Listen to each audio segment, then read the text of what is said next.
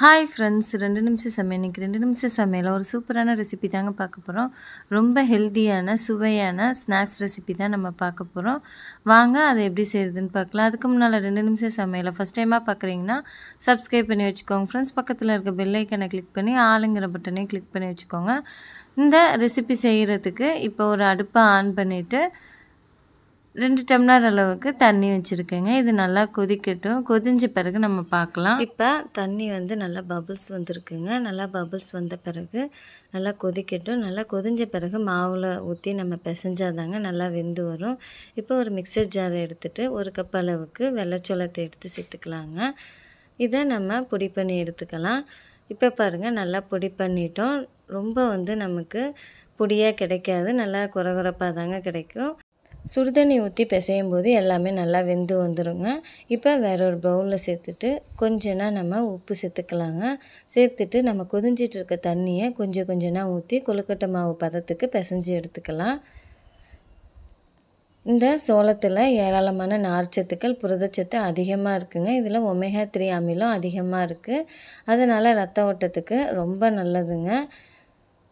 Sugar patient உள்ளவங்க கண்டிப்பாக இந்த உணவுகளை எடுத்து வரலாம். முதல் முறையாக நீங்கள் சிறுதானியம் சாப்பிட்றவங்க கொஞ்சம் உணவில் சேர்த்துக்கோங்க. ஒரேடியாக சேர்த்துக்காதீங்க. உங்களுக்கு ஃபஸ்ட்டு ஒத்துக்குதான்னு பார்த்துட்டு அதுக்கப்புறம் சேர்த்துக்கோங்க.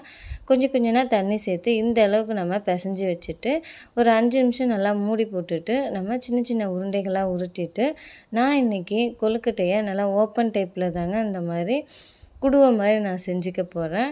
இந்த அளவுக்கு நான் செஞ்சுட்டு இதை அப்படியே நம்ம இட்லி தட்டில் வச்சு வேக வச்சுக்கலாம். இப்போ இது போல் நம்ம எல்லாத்தையுமே எடுத்து இட்லி தட்டில் செஞ்சு வச்சுட்டேங்க. ஏற்கனவே நான் இட்லி பானையில் தண்ணி வச்சு நல்லா கொதிக்க வச்சிட்ருக்கேன். அதில் இட்லி தட்டை நம்ம வச்சுட்டு இதை ஒரு 10 நிமிஷம் நல்லா வேக வச்சுக்கலாங்க.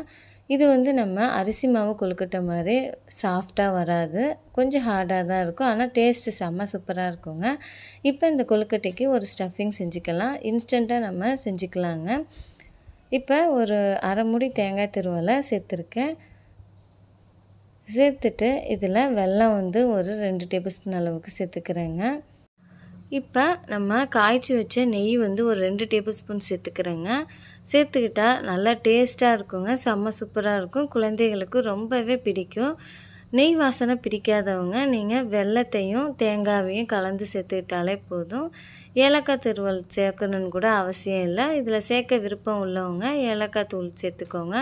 நான் நெய் சேர்த்துருக்கனால எனக்கு இந்த டேஸ்ட்டே எனக்கு ரொம்ப பிடிச்சிருந்ததுங்க. இன்றைக்கி நான் பூரணம் இன்ஸ்டண்ட்டாக தாங்க செஞ்சுருக்கேன். நீங்கள் இதுக்கு பூரணம் நம்ம அரிசி மாவு கொழுக்கட்டைக்கு நம்ம தேங்காய் பூரணம் செய்கிற மாதிரி கூட நம்ம செஞ்சு சாப்பிட்லாம். நாங்கள் ஈவினிங் ஸ்நாக்ஸு இன்ஸ்டண்ட்டாக செய்கிறதுனால நான் இது போல் செஞ்சுட்டேங்க. கொஞ்சம் நேரம் கழித்து பார்த்தா நமக்கு வெல்லம்லாம் உருகி இது போல் நமக்கு கிடச்சிடும். இப்போ நமக்கு ஒரு 10 நிமிஷம் ஆயிடுச்சுங்க. கொழுக்கட்டையெல்லாம் நல்லா வெந்து வந்திருக்கு. இப்போ இதை அப்படியே விட்டுட்டு ஒரு 5 நிமிஷம் கழித்து ஆறின பிறகு எடுத்துக்கலாங்க. நம்ம அரிசி மாவு கொழுக்கட்டை மாதிரி சாஃப்டாக இருக்காது, கொஞ்சம் ஹார்டாக தான் இருக்கும். ஆனால் செம்ம சூப்பராக இருக்குங்க. டேஸ்ட்டு செம்ம சூப்பராக இருக்கும். நல்லா வாசமாக இருக்குங்க இந்த வெள்ளை சோளம். இப்போ இந்த ஸ்டஃபிங்லாம் இந்த தேங்காய் ஸ்டஃபிங்கை வச்சுட்டு நம்ம இதை அப்படியே சாப்பிட்டோன்னா அப்படியே அமிர்தம் மாதிரி இருக்குங்க.